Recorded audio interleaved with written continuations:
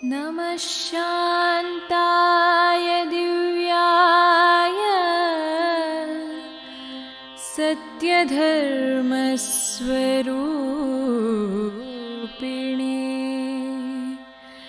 स्वानन्दामृततृप्ताय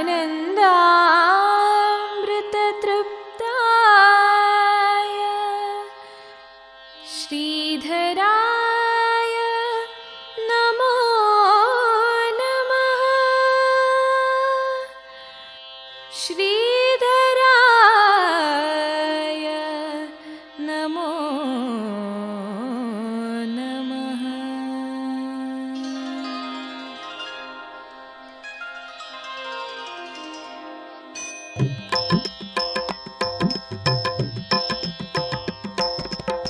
श्रीधर गुरु महचरिता भगवान् श्रीधर गुरु महचरिता।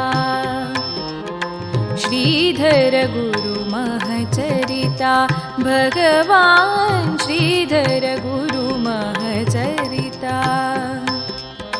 श्री गुरु कृपयाधार निरूपित श्री गुरु कृपयाधार निरूपित श्रीधर गुरु महचरिता भगवान् श्रीधर गुरु महचरिता। श्री गुरुभ्यो नमः। हरि ओम। एकदन्तं महाकायं वाणीं विद्यां सरस्वतीं नमामि दीनबालोऽहं ज्ञानमोक्षार्थसिद्धये। नमः शान्ताय दिव्याय सत्यधर्मस्वरूपिणे स्वानन्दामृततृप्ताय श्रीधराय नमो नमः। जगत्कल्याणकार्याय नररूपधराय च योगिराजाय वन्द्याय गुरुदासाय ते नमः। ओं नमो भगवते श्रीधराय। ಶ್ರೀ ಗುರುಭ್ಯೋ ನಮಃ. ಭಗವಾನ್ ಸದ್ಗುರು ಶ್ರೀ ಶ್ರೀಧರ ಸ್ವಾಮಿಗಳವರ ಪಾದಾರಬಿಂದಗಳಿಗೆ ಪ್ರಣಾಮವನ್ನು ಸಲ್ಲಿಸಿ ಶ್ರೀ ಗುರುಗಳ ಶ್ರೀ ಚರಣಗಳಿಗೆ ವಂದಿಸಿ ಶ್ರೀ ಶ್ರೀಧರ ಸ್ವಾಮಿಗಳವರ ಮಹಾಚರಿತ್ರೆಯನ್ನು ನಾವು ಮುಂದುವರಿಸ್ತಾ ಇದ್ದೇವೆ. ಭಗವಾನ್ ಸದ್ಗುರು ಶ್ರೀ ಶ್ರೀಧರ ಸ್ವಾಮಿಗಳವರ ಮಹಾಚರಿತ್ರೆಯ ಶ್ರವಣವನ್ನು ಮಾಡ್ತಾ ಇರುವಂಥ ಎಲ್ಲರನ್ನೂ ಆತ್ಮೀಯವಾಗಿ ಸ್ವಾಗತಿಸ್ತೇನೆ. ಗುರುದೇವದತ್ತ. ಶ್ರೀ ಸದ್ಗುರುರಾಜನ ಸ್ವರೂಪವನ್ನು ಅರಿಯುವುದು ಅಸಾಧ್ಯ ಹೇಳ್ತದೆ ವೇದಾಂತ. ನೇತಿ ನೇತಿ ಇತಿ ವೈಶ್ರುತಿ. ಶ್ರುತಿಶಾಸ್ತ್ರಗಳೇ ಸದ್ಗುರುವಿನ ಸ್ವರೂಪವನ್ನು ಬಣ್ಣಿಸಲಿಕ್ಕೆ ಹೋಗಿ ಮೌನ ತಾಳಿದ್ವಂತೆ. ಅದನ್ನು ಶ್ರೀ ಶಂಕರನು ಗುರುಗೀತೆಯಲ್ಲಿ ವ್ಯಕ್ತಪಡಿಸಿದ್ದಾನೆ. ಸದ್ಗುರುವಿನ ಶಿಷ್ಯನಿಗೂ ಕೂಡ ತನ್ನ ಸದ್ಗುರುವಿನ ಮಹಿಮೆ ಪೂರ್ಣವಾಗಿ ತಿಳಿಯುವುದಿಲ್ಲ.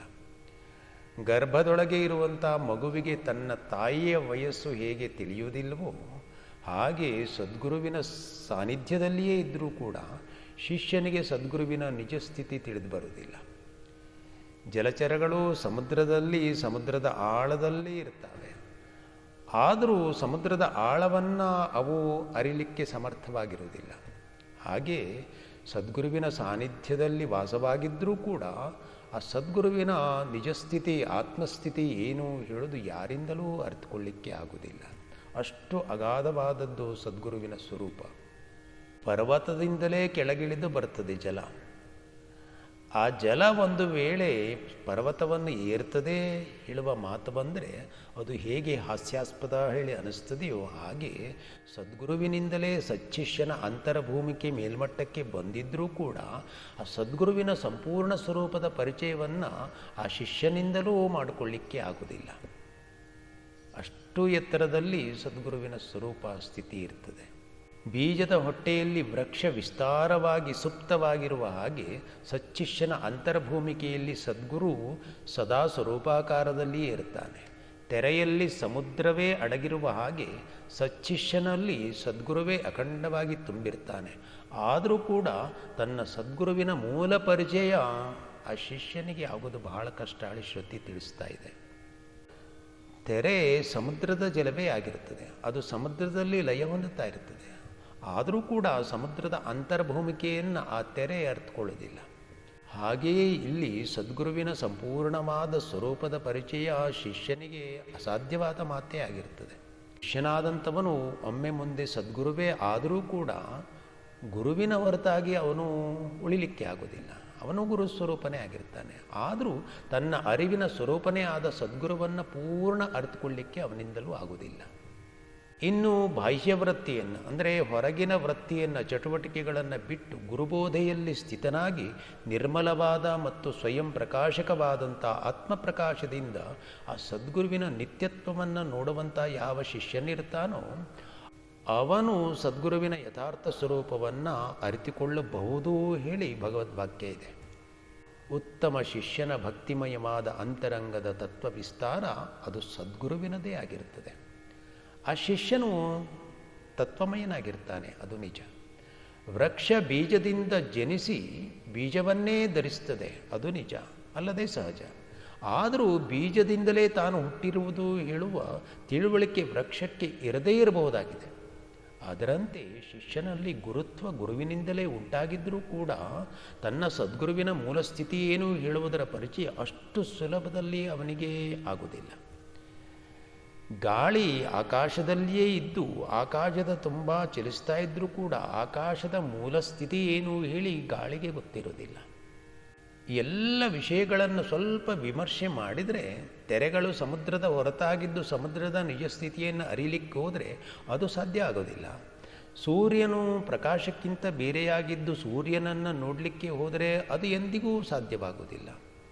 ವೃಕ್ಷ ಏನಿದೆಯೋ ಅದು ಬೀಜದ ಹೊರತಾಗಿದ್ದು ಬೀಜವನ್ನು ಅರಿಯಲಾರದ ಹಾಗೆ ಸಚ್ಚಿಷ್ಯನು ಸದ್ಗುರುವಿಗಿಂತ ಬೇರೆಯಾಗಿದ್ದುಕೊಂಡಿದ್ದರೆ ಅವನಿಗೆ ಸದ್ಗುರುವಿನ ಮೂಲ ಪರಿಚಯ ಎಂದಿಗೂ ಆಗುವುದಿಲ್ಲ. ಬೋಧೆ ಇದು ಬೋಧೆಯ ಅಲಂಕಾರವನ್ನಿಟ್ಟುಕೊಂಡು ಬೋಧೆಯಲ್ಲಿಯೇ ಆನಂದಿಸುವ ಹಾಗೆ ಉತ್ತಮನಾದ ಶಿಷ್ಯನು ಅಂದರೆ ಸಚ್ಚಿಷ್ಯನು ಸದ್ಗುರುವಿನ ಕೃಪಾ ಮಂದಿರದಲ್ಲಿಯೇ ಇದ್ದು ಅಲ್ಲಿಯೇ ಆನಂದ ಸ್ವರೂಪನಾದ ಸದ್ಗುರು ಸ್ವರೂಪವನ್ನು ಹೊಂದಬಹುದೇ ಹೊರತು ಅದಕ್ಕಿಂತ ಆಚೆಗೆ ಹೋಗಿ ತನ್ನ ಸದ್ಗುರು ಸ್ವರೂಪದ ಪರಿಚಯವನ್ನು ಎಂದಿಗೂ ಮಾಡಿಕೊಳ್ಳಿಕ್ಕೆ ಸಾಧ್ಯ ಇಲ್ಲ. ಹೀಗೆ ಸದ್ಗುರುವಿನ ಸ್ವರೂಪ ರಹಸ್ಯದ ಪರಿಜ್ಞಾನ ದುಸ್ಸಾಧ್ಯ ಹೇಳಿ ವೇದಾದಿ ಶ್ರುತಿಗಳ ಮತವೂ ಇದೆ. ಹೀಗೆ ಸದ್ಗುರುವಿನ ಸ್ವರೂಪ ಅಗಾಧವಾದದ್ದು, ಅದು ಭೂಮಗಾತ್ರವಾದದ್ದು. ಅಂತಹ ಸದ್ಗುರು ಸ್ವರೂಪಕ್ಕೆ ಭಕ್ತಿಯಿಂದ ನಮಸ್ಕಾರ ಮಾಡುತ್ತಾ ನಾವು ಶ್ರೀ ಶ್ರೀಧರ ಸ್ವಾಮಿಗಳವರ ಚರಿತ್ರೆಯ ಮುಂದಿನ ಭಾಗವನ್ನು ನೋಡುತ್ತೇವೆ. ಶ್ರೀ ಶ್ರೀಧರ ಸ್ವಾಮಿಗಳು ಸಹಜಾನಂದ ಅವಧೂತರ ಪ್ರಾರ್ಥನೆಯಂತೆ ಶ್ರೀರಾಮನವಮಿ ಉತ್ಸವವನ್ನು ಆ ವರ್ಷ ಅಲ್ಲಿಯೇ ಒಳಗೇಬಿಸಿನ ಮಠದಲ್ಲಿಯೇ ಮಾಡಲಿಕ್ಕೆ ನಿರ್ಧರಿಸ್ತಾರೆ. ಶ್ರೀರಾಮನವಮಿ ಉತ್ಸವದ ಎಲ್ಲ ಸಿದ್ಧತೆಗಳು ನಡೆದು ಶ್ರೀ ಶ್ರೀಧರ ಸ್ವಾಮಿಗಳು ಅಲ್ಲಿಗೆ ಆಗಮಿಸ್ತಾರೆ. ಭವ್ಯವಾದ ಸ್ವಾಗತವನ್ನು ಮಾಡಿ ಸಹಜಾನಂದ ಅವಧೂತರು ಶ್ರೀ ಶ್ರೀಧರ ಸ್ವಾಮಿಗಳನ್ನು ಉಚ್ಚವಾದ ಆಸನದಲ್ಲಿ ಕುಳ್ಳಿರಿಸಿ ಶ್ರೀ ಶ್ರೀಧರ ಸ್ವಾಮಿಗಳ ಪಾದಾರವಿಂದವನ್ನು ಪೂಜಿಸ್ತಾರೆ. ಪ್ರಸ್ರತೋ ಮಹಿಮಾಸ್ಯಾತ್ರ ತಥೋ ಲೋಕ ಅನೇಕಶಃ ದರ್ಶನಾರ್ಥಂ ಸಮಾಯಾಂತಿ ದೂರತೋಪಿ ಸ ಕಾಮನ. ಶ್ರೀ ಶ್ರೀಧರ ಸ್ವಾಮಿಗಳ ಅಪಾರವಾದ ಅದ್ಭುತವಾದ ಅಪರಂಪಾರವಾದ ಮಹಿಮೆ ಎಲ್ಲ ಕಡೆಗಳಲ್ಲಿಯೂ ವ್ಯಾಪಿಸಿಬಿಟ್ಟಿತ್ತು. ಅವರ ದರ್ಶನಕ್ಕಾಗಿ ಜನರು ಎಲ್ಲ ಕಡೆಗಳಿಂದಲೂ ದೂರದಿಂದಲೂ ಬರ್ತಾ ಇದ್ದರು. ಸಾಧವಃ ಅಸಾಧವಃ ಧೂರ್ತ ಅಖಿಲ ಅಪಿ ಶ್ರೀಧರೋ ವಯಂ ಭಕ್ತ ಭವಿಷ್ಯಾಮಿ ಇತಿ ಯಾಂತ್ಯತಿ ಶೀಘ್ರತಃ. ಅಂದರೆ ಒಬ್ಬೊಬ್ಬರೂ ಏನಾದರೊಂದು ಕಾಮನೆಯನ್ನು ಮನೋಭೀಷ್ಟವನ್ನು ಇಟ್ಕೊಂಡೇ ಸದ್ಗುರು ಸಾನ್ನಿಧ್ಯಕ್ಕೆ ಬರಲಿಕ್ಕೆ ಆರಂಭಿಸಿದರು. ಅವರಲ್ಲಿ ಸಾಧುಗಳಿದ್ದರು, ಅಸಾಧುಗಳು ಇದ್ದರು, ಒಳ್ಳೆಯವರೂ ಇದ್ದರು, ಕೆಟ್ಟವರೂ ಇದ್ದರು, ಕುಹಕಿಗಳೂ ಇದ್ದರು, ಸ್ತುತಿ ಮಾಡುವಂಥವರು ಇದ್ದರು. ಹೀಗೆ ಎಲ್ಲ ರೀತಿಯ ಜನರು ಅಲ್ಲಿಗೆ ಆಗಮಿಸಲಿಕ್ಕೆ ಆರಂಭಿಸಿದರು. ತಾವು ಸದ್ಗುರುಗಳ ಭಕ್ತರಾಗಬೇಕು ಹೇಳುವ ಆತುರತೆಯಿಂದ ದರ್ಶನಕ್ಕಾಗಿ ಕೆಲವರು ಬರ್ತಿದ್ದರು. ಶ್ರೀರಾಮನವಮಿ ಉತ್ಸವ ಬಹಳ ಭಕ್ತಿಯಿಂದ ವೈಭವಯುಕ್ತವಾಗಿ ಆರಂಭವಾಯಿತು ಒಳಗೇಬೀಸಿನ ಮಠದಲ್ಲಿ. ಶ್ರೀ ಶ್ರೀಧರ ಸ್ವಾಮಿಗಳು 9 ದಿನಗಳ ಆ ಉತ್ಸವದಲ್ಲಿ ಭಕ್ತರಿಗೆ ದರ್ಶನ ಕೊಡ್ತಾರೆ ಹೇಳುವ ಸುದ್ದಿಯನ್ನು ಕೇಳಿ ಎಷ್ಟೋ ಭಕ್ತರು ಬಹಳ ಆನಂದಿತರಾಗಿಬಿಟ್ರು. ಎಲ್ಲ ಭಕ್ತರು ತಮ್ಮ ತಮ್ಮ ಪರಿಚಿತರಿಗೂ ಬಂಧುಗಳಿಗೂ ಶ್ರೀ ಶ್ರೀಧರ ಸ್ವಾಮಿಗಳ ದರ್ಶನದ ಲಾಭ ಪಡೆದು ಧನ್ಯರಾಗಿ ಹೇಳ್ತಿದ್ರು, ಕರೆತರ್ತಿದ್ರು. ಆ ವೇಳೆಯಲ್ಲಿ ಶ್ರೀ ಶ್ರೀಧರ ಸ್ವಾಮಿಗಳ ದಿವ್ಯ ಮಹಿಮೆ ಅಲ್ಲಿ ವ್ಯಕ್ತವಾಯಿತು. ಅದನ್ನು ನಾವೀಗ ಶ್ರವಣ ಮಾಡ್ತೇವೆ. ನಮ್ಮ ಶ್ರೀಗುರುಗಳು ಭಾಮಿನಿ ಷಟ್ಪದಿಯಲ್ಲಿ ಶ್ರೀ ಶ್ರೀಧರ ಸ್ವಾಮಿಗಳ ಚರಿತ್ರೆಯಲ್ಲಿ ಬರೀತಾರೆ. ರಾಣೆ ಎಂಬ ಪೌಜುದಾರನ ಸತಿಯು ಓರ್ವಳು ಶ್ರೀಧರೇಂದ್ರನ ಮಹಿಮೆ ಕೇಳದೊಡೆ ಪೂಜೆಗಳ ತಾಗೈಯುತ್ತಿರಲಾಗಿ. ರಾಣೆಯೆಂಬ ಫೌಜುದಾರನು ಶುದ್ಧ ನಾಸ್ತಿಕ ಭಾವದಿಂದಲೇ ಸತಿಯುಗೈಯುವ ಪೂಜೆಯನ್ನು ತಾ ಭಂಗಗೊಳಿಸಿರಲು. ಆ ವೇಳೆಯಲ್ಲಿ ಏನಾಗಿತ್ತು ಕೇಳಿದರೆ, ಶಿರಸಿಯ ಆರಕ್ಷಕ ಠಾಣೆಯಲ್ಲಿ ರಾಣೆ ಎಂಬ ಅಧಿಕಾರಿ ಇದ್ದ. ಅವನು ಬಹಳ ನಾಸ್ತಿಕನಾಗಿದ್ದ, ದುರಹಂಕಾರಿಯಾಗಿದ್ದ. ಆದರೆ ಅವನ ಪತ್ನಿ ಶ್ರೀ ಶ್ರೀಧರ ಸ್ವಾಮಿಗಳ ಮಹಿಮೆಗಳನ್ನು ಭಕ್ತ ಮಾಮಲೇಶ್ವರನ ಮನೆಗೆ ಆಗಾಗ ಬಂದು ಶ್ರವಣ ಮಾಡ್ತಿದ್ಲು. ಆದ್ದರಿಂದ ಅವಳಲ್ಲಿ ಶ್ರೀ ಶ್ರೀಧರ ಸ್ವಾಮಿಗಳ ಮೇಲೆ ಬಹಳ ಭಕ್ತಿ ಉದಯವಾಗಿತ್ತು. ಶ್ರೀ ಶ್ರೀಧರ ಸ್ವಾಮಿಗಳ ಪಾದುಕೆಯ ತೀರ್ಥವನ್ನು ನಿತ್ಯವೂ ಸೇವಿಸ್ತಾ ಶ್ರೀ ಶ್ರೀಧರ ಸ್ವಾಮಿಗಳ ಭಾವಚಿತ್ರವನ್ನೇ ಇಟ್ಟುಕೊಂಡು ದಿನಾಲು ಭಕ್ತಿಯಿಂದ ಪೂಜೆ ಮಾಡ್ತಿದ್ಲು ಅವಳು. ಅವನು ಏನು ಮಾಡ್ತಿದ್ದ ಕೇಳಿದರೆ, ಅವಳು ಮಾಡುವಂಥ ಪೂಜೆಯನ್ನು ಕೆಡಿಸ್ತಿದ್ದ, ಭಂಗಗೊಳಿಸ್ತಿದ್ದ. ಒಂದು ದಿನ ಏನಾಯಿತು ಕೇಳಿದರೆ, ಒಂದು ದಿನ ಶ್ರೀ ಶ್ರೀಧರೇಂದ್ರನು ಕೊಳಗಿ ಬೀಸು ಎಂಬ ಗ್ರಾಮಕ್ಕೆ ಭಕ್ತ ಜನರ ಕರೆಯ ಮೇಗಡೆ ಬಂದು ನೆಲೆಸಿರಲು. ಶ್ರೀಧರೇಂದ್ರನ ದರ್ಶನವತಾರಾಣೆಯ ಸತಿ ಮಾಡಲಿಚ್ಛಿಸಿ ಭಯದ ಮನದೊಳು ಕೇಳ್ದಳಾಕೆಯು ಪತಿಯ ಬಳಿಯಲ್ಲಿ. ಶ್ರೀ ಶ್ರೀಧರ ಸ್ವಾಮಿಗಳು ಶಿರಸಿಯ ಸಮೀಪದಲ್ಲಿಯೇ ಇರುವ ಸಹಜಾನಂದರ ಮಠದಲ್ಲಿ, ಅಂದರೆ ಕೊಳಗಿಬೀಸಿನಲ್ಲಿ 9 ದಿನಗಳವರೆಗೆ ಭಕ್ತರಿಗೆ ದರ್ಶನ ಮತ್ತು ಆಶೀರ್ವಾದವನ್ನು ಕೊಡುತ್ತಾರೆ ಹೇಳುವ ಸುದ್ದಿ ಆ ರಾಣೆ ಎಂಬ ಆರಕ್ಷಕ ಠಾಣೆಯ ಅಧಿಕಾರಿಯ ಪತ್ನಿಗೆ ತಿಳಿದು ಬಂತು. ಅವಳಿಗೆ ಅನಿಸ್ತು, ಒಮ್ಮೆ ಆದರೂ ಶ್ರೀ ಶ್ರೀಧರ ಸ್ವಾಮಿಗಳ ದರ್ಶನಕ್ಕೆ ಹೋಗಬೇಕು, ಯಾಕಂದರೆ ಬಹಳ ಸಮೀಪದಲ್ಲಿಯೇ ಬಂದಿದ್ದಾರೆ. ಅವಳು ತನ್ನ ಪತಿಯಾದಂಥ ರಾಣೆಗೆ ವಿಚಾರವನ್ನು ತಿಳಿಸ್ತಾಳೆ. ಅವನಿಗೆ ಅಧಿಕಾರದ ಮದ ಇತ್ತು, ನಾಸ್ತಿಕನೂ ಆಗಿದ್ದ ಅವನು. ತನ್ನ ಪತ್ನಿ ಶ್ರೀ ಶ್ರೀಧರ ಸ್ವಾಮಿಗಳ ದರ್ಶನಕ್ಕೆ ಹೋಗಬೇಕು ಎಂದು ಒತ್ತಾಯ ಮಾಡಿದಾಗ ಅವನೇನು ಮಾಡ್ತಾನೆ ಕೇಳಿದರೆ, ಅವನು ತನ್ನ ಪಾದರಕ್ಷೆಯಿಂದಲೇ ತನ್ನ ಪತ್ನಿಯನ್ನು ತುಳಿದು ಬಹಳ ಶಿಕ್ಷೆಯನ್ನು ಕೊಟ್ಟುಬಿಡ್ತಾನೆ, ಬಹಳ ಹಿಂಸೆಯನ್ನು ಕೊಡ್ತಾನೆ. ಪತಿಯು ನೀಡಿದಂಥ ಶಿಕ್ಷೆಯಿಂದ ಅವಳಿಗೆ ಬಹಳ ದುಃಖ ಆಯಿತು. ಆದರೂ ಅವಳು ಮನೆಯಲ್ಲೇ ಕುಳಿತುಕೊಂಡು ಶ್ರೀ ಶ್ರೀಧರ ಸ್ವಾಮಿಗಳನ್ನು ಪ್ರಾರ್ಥನೆ ಮಾಡಲಿಕ್ಕೆ ಶುರು ಮಾಡಿದಳು. ಈ ಸದ್ಗುರುನಾಥ, ಈ ಶ್ರೀಧರ, ನಮಗೆ ಯಾಕೆ ಈ ಸ್ತ್ರೀ ಜನ್ಮವನ್ನು ಕೊಟ್ಟುಬಿಟ್ಟೆ ನೀನು? ಸಾಧು ಸಂತ ಸಜ್ಜನರಲ್ಲಿ ಶ್ರದ್ಧೆಯಿಲ್ಲದೆ ನನ್ನ ಪತಿ ಕೇವಲ ಅಧಿಕಾರವೇ ಸ್ಥಿರಾಳೆ ನಂಬ್ಕೊಂಡು ಬಿಟ್ಟಿದ್ದಾನೆ. ಅವನು ತಮ್ಮ ದರ್ಶನಕ್ಕೆ ಬರಲಿಕ್ಕೆ ನನಗೆ ಕೊಡ್ತಾ ಇಲ್ಲ. ಈ ಸದ್ಗುರುನಾಥ, ತಮ್ಮ ಚರಣ ದರ್ಶನ ಮಾಡದೆ ನನಗೆ ಹೇಗೆ ಸಮಾಧಾನ ಶಾಂತಿ ಸಿಗ್ತದೆ? ತಾವು ದೀನರಕ್ಷಕ ಎಂಬ ಬಿರುದನ್ನು ತೊಟ್ಟಿದ್ದೀರಲ್ವೇ? ತಮ್ಮ ದರ್ಶನ ಮಾಡದೆ ಬದುಕಲಿಕ್ಕೆ ನನಗೆ ಇಚ್ಛೆ ಇಲ್ಲ. ಒಮ್ಮೆ ನಿಮ್ಮ ಪಾದದರ್ಶನವನ್ನು ಮಾಡಬೇಕು ಹೇಳುವ ಇಚ್ಛೆ ಉಂಟಾಗಿಬಿಟ್ಟಿದೆ. ಶರಣೇ ಚರಣೇ ಚರಣೇ ಹಿತ್ವಾ ತವ ಭಾವ ಹರೇ ಹರೇ ಕ್ಷಣಂ ಸ್ಥಾತು ನ ಶಕ್ನೋಮಿ ದಯಾಬ್ಧೇ ಭವತಾರಕ. ಸ್ವಾಮಿ, ಭವತಾರಕ ಸದ್ಗುರು, ತಮ್ಮ ಪಾದಾರವಿಂದಗಳನ್ನು ಬಿಟ್ಟು ಒಂದು ಕ್ಷಣ ಮಾತ್ರವೂ ಜೀವಿಸಲಿಕ್ಕೆ ಈ ಮನಸ್ಸು ಒಪ್ತಾ ಇಲ್ಲ. ಹೇ ದಯಾಸಾಗರ, ಸಾಗರೋದ್ಧಾರಣಾಯೈವ ಯಥಾ ಗಂಗಾ ಹಿ ಗಾಂಗತ. ಸಗರನ ಮಕ್ಕಳ ಸದ್ಗತಿಗಾಗಿ ಹೇಗೆ ಗಂಗೆ ಭೂಮಿಯಲ್ಲಿ ಅವತಾರ ಮಾಡಿದ್ಲೋ ಹಾಗೆಯೇ ತಾವು ಭಕ್ತರ ಉದ್ಧಾರಕ್ಕಾಗಿ ಈ ಭೂಮಿಯಲ್ಲಿ ಅವತಾರ ಮಾಡಿದಂಥವರು. ತಮ್ಮ ದರ್ಶನ ಮಾತ್ರದಿಂದ ಸಹಸ್ರಾರು ಭಕ್ತರು ಉದ್ಧಾರಗೊಳ್ಳುತ್ತಾರೆ. ಆದರೆ ನಾನೆಂಥ ದುರ್ದೈವಿ ಆಗಿಬಿಟ್ಟಿದ್ದೇನೆ. ಈ ತಂದೆ ಸದ್ಗುರುನಾಥ, ಒಮ್ಮೆ ತಮ್ಮ ದರ್ಶನವನ್ನು ಕಣ್ತುಂಬ ಮಾಡಬೇಕು ಅನ್ನುವ ಇಚ್ಛೆ ನನಗೆ. ಆದರೆ ನನ್ನ ಇಚ್ಛೆ, ನನ್ನ ಆಸೆ ನಿರಾಸೆ ಆಗಿಬಿಡ್ತು. ಹೇ ಸದ್ಗುರು, ಹೇ ದತ್ತಾತ್ರೇಯ, ಒಮ್ಮೆ ತಮ್ಮ ಕೃಪಾದೃಷ್ಟಿಯನ್ನು ನನ್ನ ಕಡೆಗೆ ತಾವು ಹರಿಸಬೇಕು. ನಾನೊಬ್ಬ ಅಪಾತ್ರಳೂ ಅಯೋಗ್ಯಳೂ ಹೇಳಿ ತಾವೇ ಕೈ ಬಿಟ್ಟುಬಿಟ್ರೆ ನನ್ನನ್ನು ಉದ್ಧಾರ ಮಾಡುವಂಥ ಉದಾರ ಮೂರ್ತಿಗಳಾದರೂ ಎಲ್ಲಿದ್ದಾರೆ ಈ ಭೂಮಿ ಮೇಲೆ? ಹೇ ಶರಣಾಗತ ವತ್ಸಲ, ಬೆಳೆಯಿಲ್ಲದ ಭೂಮಿಯ ಹಾಗೆ, ನೀರಿಲ್ಲದ ನದಿಯ ಹಾಗೆ ನನ್ನ ಬಾಳು ಅನ್ನುವುದು ನಿನ್ನ ದರ್ಶನ ಇಲ್ಲದೆ ನಿರಾಶವಾಗ್ತಾ ಇದೆ. ಈ ಸದ್ಗುರು, ಪ್ರತ್ಯಕ್ಷ ಪರದೈವವೇ ಹತ್ತಿರಕ್ಕೆ ಬಂದಿರುವಾಗ ನೋಡುವ ಭಾಗ್ಯ ನನಗಿಲ್ಲದೆ ಹೋಯಿತೆ. ಈ ಸದ್ಗುರು ಶ್ರೀಧರ, ಈ ಜೀವನ ಮುಗಿಯುವ ಮೊದಲು ಸದ್ಗುರು ಈ ಬದುಕಿನಲ್ಲಿ ದೊರೆಯದೇ ಇದ್ದರೆ ಅಂಥವರ ಬದುಕು ರೆಕ್ಕೆಯಿಲ್ಲದ ಹಕ್ಕಿಯಾಗಿ ಬಳಲ್ತಾ ಇರಬೇಕು ಅಂತ ಹಿರಿಯರು ಹೇಳ್ತಾರೆ. ಆದರೆ ನನ್ನ ಈ ಬಾಳಿಗೆ ಸದ್ಗುರು ದೊರೆತರೂ ಕೂಡ ಸದ್ಗುರುವಿನ ದರ್ಶನ ಮತ್ತು ಆಶೀರ್ವಾದಗಳನ್ನು ಪಡ್ಕೊಳ್ಳುವಂಥ ಯೋಗ್ಯತೆ ಯೋಗ ನನಗಿಲ್ಲದೆ ಹೋಯಿತೆ. ತಮ್ಮ ಕೃಪೆಯಾಗದೆ ಹೋದರೆ ದುಃಖ ಎನ್ನುವಂಥ ಈ ಸಂಸಾರ ಸಾಗರದಲ್ಲಿ ನಾನು ಮುಳುಗಿ ಹೋಗಿಬಿಡ್ತೇನೆ. ನನಗೆ ಭಗವತ್ ಪ್ರಜ್ಞೆ ಉಂಟಾಗುವುದಾದರೂ ಹೇಗೆ?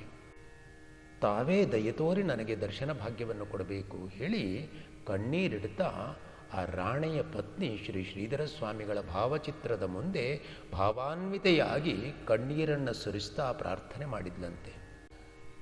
ತದ್ವಿದ್ವಾನ್ ಶ್ರೀಧರಾರ್ಯೋಪಿ ಸಕಲಾತ್ಮ ಸರ್ವಸಾಕ್ಷಿಕ.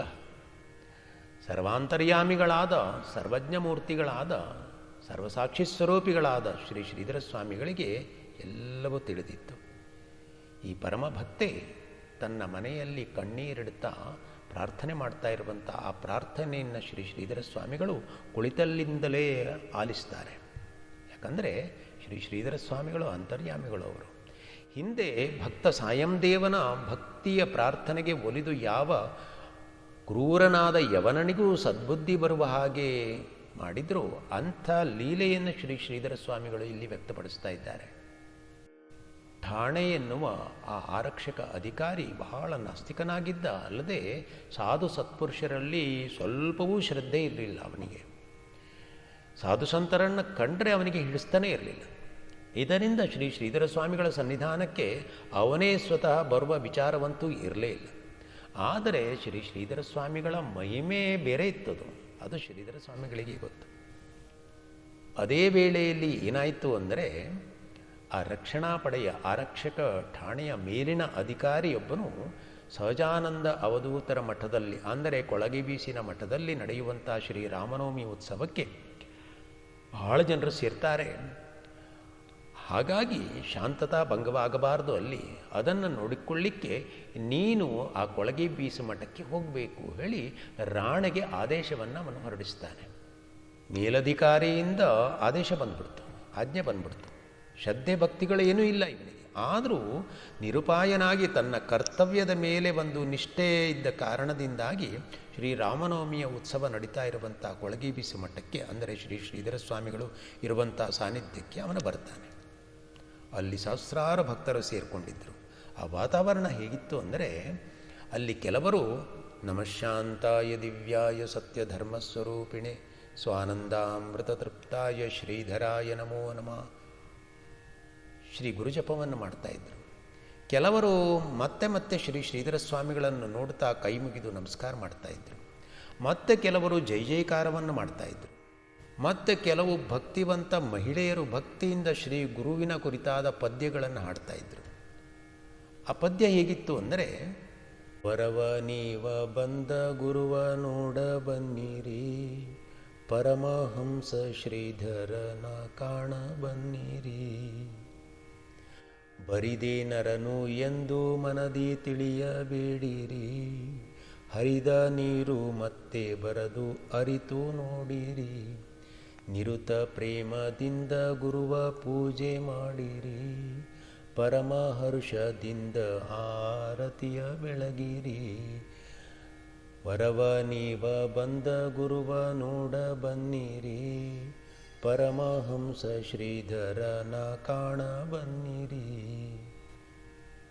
ತನುವ ಮನವ ಧನವ ಇತ್ತು ಸೇವೆ ಮಾಡಿರಿ, ನಿಮ್ಮ ಮನದ ಮೋಹ ಬಿಟ್ಟು ಶುದ್ಧರಾಗಿರಿ, ಭಕ್ತಿ ಜ್ಞಾನ ರಾಗವೆಂಬ ಹಾರ ಹಾಕಿರಿ, ಸಾನುರಾಗವೆಂಬ ಫಲವ ನಿತ್ತು ನಮಿಸಿರಿ, ವರವ ನೀವ ಬಂದ ಗುರುವ ನೋಡ ಬನ್ನಿರಿ, ಪರಮಹಂಸ ಶ್ರೀಧರನ ಕಾಣ ಬನ್ನಿರಿ, ಮುಕ್ತಿ ಎಂಬ ಮುತ್ತು ಸುರಿವ ಗುರುವ ನೋಡಿರಿ, ಭಕ್ತಿಯಿಂದ ಅದನ್ನೇ ಆಯ್ದು ಕಾಯ್ದುಕೊಳ್ಳಿರಿ, ಆತ್ಮಬೋಧೆ ಗೈವ ಗುರುವ ಹಾಡಿ ಹೊಗಳಿರಿ, ಸ್ವಾಮಿ ಚರಣ ನಿರುತ ನಂಬಿ ಬಾಳಿ ಬದುಕಿರಿ.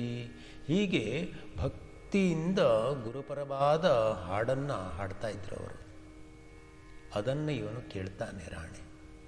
ಆ ರಾಣೆ ಎಂಬ ಅಧಿಕಾರಿ ಅತ್ತ ಇತ್ತ ಸುತ್ತಲೆಲ್ಲ ಸೂಕ್ಷ್ಮವಾಗಿ ಗಮನಿಸ್ತಾ ಇದ್ದ. ಅವನಿಗೆ ತಾನೆಲ್ಲಿಗೆ ಬಂದಿದ್ದೇನೆ ಹೇಳೋದೇ ಮರ್ತೋಗ್ಬಿಡ್ತದೆ. ಆ ವಾತಾವರಣ ಅಷ್ಟು ಪರಮ ಪವಿತ್ರವಾಗಿತ್ತು. ಎಲ್ಲಿ ನೋಡಿದರೂ ಎಲ್ಲಿ ಕೇಳಿದರೂ ಶ್ರೀಧರ ಶ್ರೀಧರ ಶ್ರೀ ಶ್ರೀಧರ ಸ್ವಾಮಿಗಳು ಶ್ರೀ ಶ್ರೀಧರ ಸ್ವಾಮಿಗಳು. ಎಲ್ಲರ ಅಂತರಂಗದಲ್ಲಿ ಭಗವಾನ್ ಶ್ರೀ ಶ್ರೀಧರ ಸ್ವಾಮಿಗಳ ನಾಮ ಹಾಡು ಇವೆಲ್ಲವುಗಳ ಮಹಾಕ್ರಾಂತಿಯೇ ಉಂಟಾಗಿಬಿಟ್ಟಿತ್ತು. ಎಂಬ ಅಧಿಕಾರಿ ಮಹಾ ಕ್ರೂರನಾಗಿದ್ದ, ನಾಸ್ತಿಕನಾಗಿದ್ದ. ಆದರೂ ಕೂಡ ಅಲ್ಲಿಯ ವಾತಾವರಣ ಅವನನ್ನು ಬದಲಾಯಿಸಲಿಕ್ಕೆ ಮುಂದಾಗ್ತದೆ. ಆ ರಾಣೆ ಎಂಬ ರಕ್ಷಣಾಧಿಕಾರಿಯ ಮನಸ್ಸಿನಲ್ಲಿ ಒಂದು ಆಧ್ಯಾತ್ಮಿಕ ಆಂದೋಲನವೇ ಏರ್ಪಟ್ಟುಬಿಡ್ತದೆ. ಶ್ರೀ ಶ್ರೀಧರ ಸ್ವಾಮಿಗಳು ಅಲ್ಲಿ ಬಂದು ಸೇರಿದಂಥ ಸಾವಿರಾರು ಭಕ್ತರಿಗೆ ಮಂತ್ರಾಕ್ಷತೆಯನ್ನು ಕೊಡ್ತಾ ಇದ್ದರು. ಜನರನ್ನು ಸಾಲಿನಂತೆ ಕಳಿಸ್ತಾ ರಾಣೆ ಎಂಬ ಅಧಿಕಾರಿ ಮುಂದೆ ಹೋಗಿ ಒಳಗೆ ಇಣುಕಿ ನೋಡ್ತಾನೆ. ಜನಸಂದಣಿಯ ಮಧ್ಯೆ ದಿವ್ಯವಾದ ಆಸನದಲ್ಲಿ ಸಾಕ್ಷಾತ್ ಚಂದ್ರಮೌಳಿಯ ಹಾಗೆ ಆರೂಢನಾಗಿರುವಂಥ ಮಹಾ ತೇಜಸ್ಸಿನ ಮಹಾಮೂರ್ತಿಯನ್ನು ಕಂಡು ದಿಗ್ಭ್ರಾಂತರಾಗಿದ್ದಾರೆ. ನಮಃ ಶಾಂತಾಯ ದಿವ್ಯಾಯ ಸತ್ಯಧರ್ಮಸ್ವರೂಪಿಣೇ ಸ್ವಾನಂದಾಮೃತ ತೃಪ್ತಾಯ ಶ್ರೀಧರಾಯ ನಮೋ ನಮಃ. ನಮಃ ಶಾಂತಾಯ ದಿವ್ಯಾಯ ಸತ್ಯಧರ್ಮಸ್ವರೂಪಿಣೇ ಸ್ವಾನಂದಾಮೃತ ತೃಪ್ತಾಯ ಶ್ರೀಧರಾಯ ನಮೋ ನಮಃ. ನಮಃ ಶಾಂತಾಯ ದಿವ್ಯಾಯ ಸತ್ಯಧರ್ಮಸ್ವರೂಪಿಣೇ ಸ್ವಾನಂದಾಮೃತ ತೃಪ್ತಾಯ ಶ್ರೀಧರಾಯ ನಮೋ ನಮಃ. ನಮಃ ಶಾಂತಾಯ ದಿವ್ಯಾಯ ಸತ್ಯಧರ್ಮಸ್ವರೂಪಿಣೇ ಸ್ವಾನಂದಾಮೃತ ತೃಪ್ತಾಯ ಶ್ರೀಧರಾಯ ನಮೋ ನಮಃ. ಯೋಗದಿ ಬೆರೆತು ಆತ್ಮ ಮಾರ್ಗವ ತೆರೆದು ಎಲ್ಲ ಭಕ್ತರ ಪೊರೆವ ಧೀರ ಯೋಗಿಯ ದರ್ಶನವಾಯಿತು ಆ ರಾಣೆಗೆ. ಕಾವ್ಯಾಂಬರದಿಂದ ಹೊಳೆವ ಆ ದಿವ್ಯ ಶೋಭೆಯನ್ನು ನೋಡ್ತಾನೆ ಅವನು. ಸತ್ಯ ಸ್ವರೂಪ ಸದಾಚಾರಣ ಸುಂದರ ಯತಿರೂಪ ಕಾಣಿಸ್ತದೆ ಅವನಿಗೆ. ದುಷ್ಟವಾದ ಮನಸ್ಸು ಶಿಷ್ಟವಾಗಲಿಕ್ಕೆ ಆರಂಭವಾಯಿತು. ಮನದಾಳದಲ್ಲಿ ವಿಶಿಷ್ಟವಾದ ಹಬ್ಬವನ್ನು ಆಚರಿಸಲಿಕ್ಕೆ ತೊಡಗಿದ ಅವನು. ಬ್ರಹ್ಮಜ್ಞಾನ ಪರಾಯಣನ ಬ್ರಹ್ಮಜ್ಞಾನ ಬೋಧಿಪನ ಬ್ರಹ್ಮ ನಿಖರದೋಳು ಚಂದಿರ ನೆನೆಸಿದ ಚಿತ್ಸುಖ ಸಾರಣ ಚರಣಯುಗಳದ ದರ್ಶನವಾಯಿತು ಅವನಿಗೆ. ಅವನ ಮನಸ್ಸಿನಲ್ಲಿ ಅಂದುಕೊಳ್ತಾನೆ, ನಿಜಕ್ಕೂ ಈ ಸ್ವಾಮಿಗಳು ಬ್ರಹ್ಮ ವಿಷ್ಣು ಮಹೇಶ್ವರ ಸ್ವರೂಪರೇ ಆಗಿದ್ದಾರೋ ಹೀಗೆ? ಮಹಾದೈವ ಸ್ವರೂಪವೇ ನನ್ನ ಮುಂದೆ ನಿಂತ ಹಾಗೆ ನನಗೆ ಅನಿಸ್ತಾ ಇದೆ. ಹೀಗೆ ಮನುಷ್ಯಾಕಾರ ಧರಿಸಿ ತ್ರಿಮೂರ್ತಿಗಳೇ ಇಲ್ಲಿಗೆ ಬಂದಿರಬಹುದೇ? ಇಂತಹ ದೈವೀ ಪುರುಷರು ಅವತಾರ ತಾಳುವುದು ನಿಜವೇ? ನಾನು ನೋಡ್ತಾ ಇರುವಂಥ ಈ ರೂಪ, ಈ ಸ್ವರೂಪ ಸ್ವಪ್ನವೋ ದೈವಮಾಯೆಯೋ ನನಗೆ ತಿಳಿತಾ ಇಲ್ಲ. ಹೀಗೆ ಅವನು ಭಯಗೊಂಡು ಆಶ್ಚರ್ಯಚಕಿತನಾಗಿ ಚಿಂತಿಸ್ತಾ ಇರುವಾಗ, ಯೋಚಿಸ್ತಾ ಇರುವಾಗ, ಅದೇ ವೇಳೆಗೆ ಶ್ರೀಮತ್ ಪರಮಹಂಸ ಪರಿವ್ರಾಜಕಾಚಾರ್ಯ ಭಗವಾನ್ ಸದ್ಗುರು ಶ್ರೀ ಶ್ರೀಧರ ಸ್ವಾಮಿ ಮಹಾರಾಜ್ ಕಿ ಜೈ ಹೇಳಿ ಭಕ್ತರೆಲ್ಲ ಸೇರಿ ಒಮ್ಮೆಲೆ ಭಾವಾವೇಶದಿಂದ ಜಯ ಜಯಕಾರವನ್ನು ಮಾಡ್ತಾರೆ. ಭಗವಾನ್ ಸದ್ಗುರು ಶ್ರೀ ಶ್ರೀಧರ ಸ್ವಾಮಿ ಮಹಾರಾಜ್ ಕಿ ಜೈ. ಭಗವಾನ್ ಎಂಬ ಆ ಮಹಾಶಬ್ದ ಈ ರಾಣೆಯ ಕಿವಿಗೆ ಬೀಳುತ್ತದೆ, ಸ್ಪಷ್ಟವಾಗಿ ಕೇಳಿಸ್ತದೆ. ಒಮ್ಮೆಲೆ ಬೆಚ್ಚಿಬಿಡ್ತಾನೆ ಅವನು. ಇವರು ಭಗವಾನರೇ, ನಾನು ಯಾಕೆ ಮೋಸ ಹೋದೆ? ಈಗ ಇಲ್ಲಿ ಯಾರು ಶ್ರೇಷ್ಠರು? ನಾನು ಶ್ರೇಷ್ಠನು ಹೇಳಿ ಅಹಂಕಾರ ಪಟ್ಕೊಳ್ತಾ ಇದ್ದೇನಲ್ವೇ ನಾನು ಎಷ್ಟರ ಮಟ್ಟಿನವನು? ಯಾಕೆ ಅಹಂಕಾರ ಪಟ್ಕೊಂಡು ಬಿಟ್ಟೆ ನಾನು ಹೇಳಿ ಅವನಿಗೆ ಯೋಚನೆ ಬರ್ತದೆ. ಅಲ್ಲದೆ ಅವನು ಭಯಗೊಳ್ತಾನೆ. ಹಿಂದೆ ಹಿಂದೆ ಸರಿದು ಹೋಗಿ ತನ್ನ ಪಾದರಕ್ಷೆಗಳನ್ನೆಲ್ಲ ಪಕ್ಕಕ್ಕೆ ಇಟ್ಟು ಶ್ರೀ ಶ್ರೀಧರ ಸ್ವಾಮಿಗಳಿಂದ ಮಂತ್ರಾಕ್ಷತೆ ಪಡ್ಕೊಳ್ಬೇಕು ಹೇಳಿ ಕೈಕಾಲುಗಳನ್ನು ತೊಳೆದುಕೊಂಡು ಸಾನ್ನಿಧ್ಯದ ಸಮೀಪಕ್ಕೆ ಬರಲಿಕ್ಕೆ ಆರಂಭಿಸ್ತಾನೆ. ಪರಮಹಂಸ ಪರಿವ್ರಾಜಕಾಚಾರ್ಯ ಭಗವಾನ್ ಸದ್ಗುರು ಶ್ರೀ ಶ್ರೀಧರ ಸ್ವಾಮಿಗಳು ತಮ್ಮ ದಿವ್ಯವಾದ ಬ್ರಹ್ಮ ತೇಜಸ್ಸಿನಿಂದ ಕಂಗೊಳಿಸ್ತಾ ಇದ್ದಾರೆ. ಕೃಪೆಯ ಕಣ್ಣುಗಳಿಂದ ಇವನ ಕಡೆಗೆ ಕೃಪಾದೃಷ್ಟಿಯನ್ನು ಹರಿಸ್ತಾರೆ. ಈ ರಾಣೆ ಎಂಬ ಅಧಿಕಾರಿ ಶ್ರೀ ಶ್ರೀಧರ ಸ್ವಾಮಿಗಳ ದಿವ್ಯ ದೃಷ್ಟಿಯನ್ನು ನೋಡಲಿಕ್ಕೆ ಅಸಮರ್ಥನಾಗಿಬಿಡ್ತಾನೆ. ಅಸಮರ್ಥನಾಗಿ ತಲೆಯನ್ನು ತಗ್ಗಿಸಿ ಕೈ ಜೋಡಿಸಿ ನಿಂತುಕೊಳ್ತಾನೆ. ಆಗ ಶ್ರೀ ಶ್ರೀಧರ ಸ್ವಾಮಿಗಳು ತಮ್ಮ ಮೃದುವಾದ ಮಧುರವಾದ ವಾಣಿಯಿಂದ ಅವನನ್ನು ಕುರಿತು ಹೇಳ್ತಾರೆ, ಮಗು, ನೀನು ನನ್ನ ಭಕ್ತೆಯಾದ ನಿನ್ನ ಪತ್ನಿಯನ್ನು ಶಿಕ್ಷಿಸಿ ಬಂದಿದ್ದೀಯಲ್ಲವೇ? ತಮ್ಮ, ನೀನು ಮಾಡಿರುವಂಥ ಈ ಹೀನಕೃತ್ಯ ನಿನಗೆ ಸರಿಯಾಗಿ ಅನಿಸ್ತಾ ಇದೆಯೇ? ನೀನೇ ಹೇಳು. ತಂದೆ ತಾಯಿ ಬಂಧು ಬಳಗವನ್ನೆಲ್ಲ ಬಿಟ್ಟು ನಿನ್ನ ಜೊತೆಗೆ ಬಾಳವೆಯನ್ನು ಮಾಡಲಿಕ್ಕಾಗಿ ಬಂದಿರುವಂಥ ಆ ಸ್ತ್ರೀಯನ್ನು ನೀನು ಶಿಕ್ಷಿಸುವುದು ಸರಿಯೇ? ಅದು ಧರ್ಮವೇ?